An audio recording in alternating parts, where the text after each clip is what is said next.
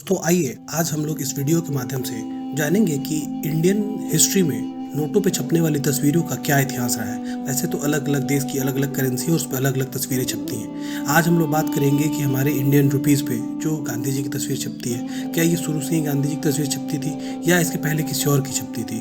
तो हम इनके हिस्ट्री के बारे में आज जानेंगे और मैं अपने इतिहासकारों के द्वारा जो सोशल मीडिया के थ्रू या फिर वेबसाइट्स पे कुछ चीज़ें जो वर्णित की गई हैं उनके थ्रू जो जानकारी मुझे मिली है, मैं आज इस वीडियो के द्वारा आप लोगों तक वो पहुंचाने की कोशिश करूंगा।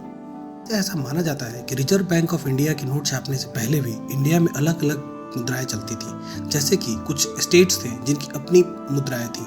इसमें सबसे सर्वप्रथम जिक्र होता है गोवा का, जो कि गोवा में पहले पुर्तगाल आए थे और वहाँ उन गोवा पे पुर्तगालियों का कब्जा था। वैसे गोवा जो था वो आज़ादी के बाद भी पुर्तगालियों के कब्जे में था क्योंकि वो उनके अधीन था। तो पुर्तगालियों ने सबसे पहले गोवा में इन नोटों का प्रचलन शुरू किया था और वो इन नोटों को एस्कुडो के नाम दिया गया था। गोवा में इन नोटों पर पुर्तगाल के राजा की तस्वीर हुआ करती थी जिनका नाम किंग जॉर्ज द्वितीय था। ऐसे ही जिक्र आता है हैदराबाद का। हैदराबाद के निजाम अपना नोट अलग छपवाते थे। हैदराबाद के निजामों को साल 1917 और 1918 में ऐसा करने का अधिकार भी उन्हें प्राप्त था। वे जो नोट छपवाते थे उसमें पीछे की तरफ सिक्कों यानी मुद्रा की आकृति छपी हुई रहती थी। अब बात आती है आरबीआई की।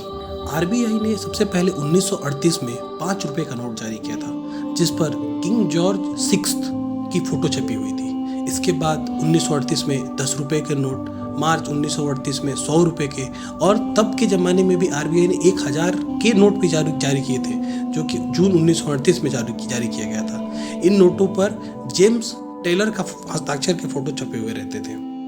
लेकिन ये बात तब की थी जब भारत इंडिपेंडेंट नहीं था, तब यहाँ पे ब्रिटिश शासन था। अगर हम बात करें कि आज़ादी के बाद नोट कब छापे गए थे और उस पर किसकी तस्वीर थी, तो मैं आपको बताना चाहूँगा आज़ादी के बाद पहली बार 1949 में भारत ने नोट छापे थे। तो उस वक्त जॉर्ज 6 की तस्वीर हटाकर भारत के नोटों पर राष्ट्र चिन्ह अशोक स्तंभ की तस्वीर छापी गई थी।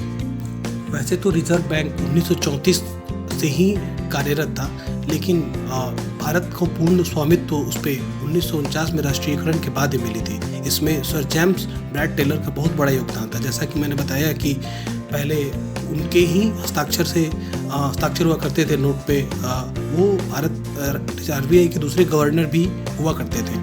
उन्होंने ही सिक्कों का चलन भी बंद किया था और नोटों की करेंसी का प्रचलन शुरू किया था। तो ये एक पुराना इतिहास रहा। अब हम बात करेंगे कि नोटों पे गांधी जी के फोटो और तस्वीर छपने का इतिहास कब से शुरू हुआ।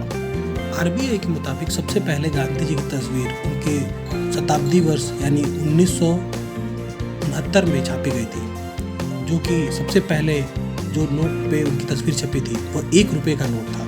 उसके बाद 2 रुपये के नोट पे छापी गई, उसके बाद 5 रुपये पे छापी गई और उसके बाद 10 रुपये के नोट पर उनकी तस्वीर छापी गई। सन 1987 में 5 रुपये के नोट पर भी महात्मा गांधी की तस्वीर दोबारा छापी गई। तो इस तरीके से गांधी जी की तस्वीर नोटों पे छपने का प्रचलन कंटिन्यू शुरू रहा। और इसमें एक जुड़ी और ताज़ा मज़ेदार बात ये है, मैं आपको बता दूं कि अभी आज के डेट में सिर्फ और सिर्फ 1 रुपये का नोट ऐसा है जिस पे गांधी जी की तस्वीर नहीं है, जो साल 2015 में सरकार आरबीआई ने छापा था। बाकी आज अभी हमारे इंडिया में जितनी भी करेंसी चलती है लगभग सारी नोटों पे